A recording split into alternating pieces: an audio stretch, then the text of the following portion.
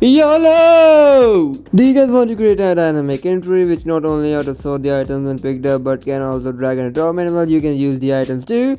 And I hadn't been searching on YouTube non-stop for a single video, then don't worry because I can find it too. That's why I'm gonna create my own. Let's go! First you will need 4 nodes, 2 control node and 2 node 2D of course. One control node will be our inventory and other will be a item slot which is going to be used in the inventory. I don't know. Anyways, one node 2D will be our item node which will represent the item on the ground or dropped by the enemy. The other would be a hand node which will be responsible for drag and drop and using the items in the inventory. And also it will follow the mouse like a creep. Yeah.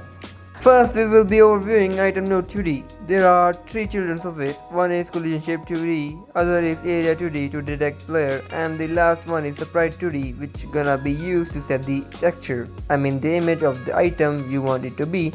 For example, health potions, gun, rope, etc. Whatever weapons. Let's talk about the coding part. Scripts. There are total 7 variables inside the item node script. First one is the item name. It is a @export variable, which means you can write the name in the inspector of the item you want to display. For example, a health potion. We have talked about it, remember? Second one is a sprite 2D to set the image. Third one is a dictionary which will contain the items names. As you can see, there are 2 names. One is potion and other is test. Fourth one is texture to set the image of sprite 2D according to which item it is, as this item 2D is universal and can be anything. Yeah, it's LGBT friendly. Moving on. Fifth one is a player in range, is to check if player is in range. Duh. 6th and 7th are just empty, like our feelings for you. Now moving to functions. There is a ready function. You know what it does, right? I'm assuming that you are not a retard. No, just kidding. Other is physics process function. In this function, we set the image of the item according to the item name you put. For example, if the item name is potion, then we will set the texture of sprite 2D with the image of the health potion. In my case, it's just a green box. So what? I had a friend and developer. In the end of the function, we will just check if the player is in range, then just run the pickup item function.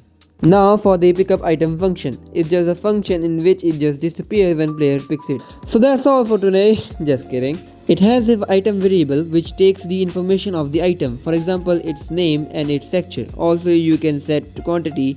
You can ignore that if you want because I did.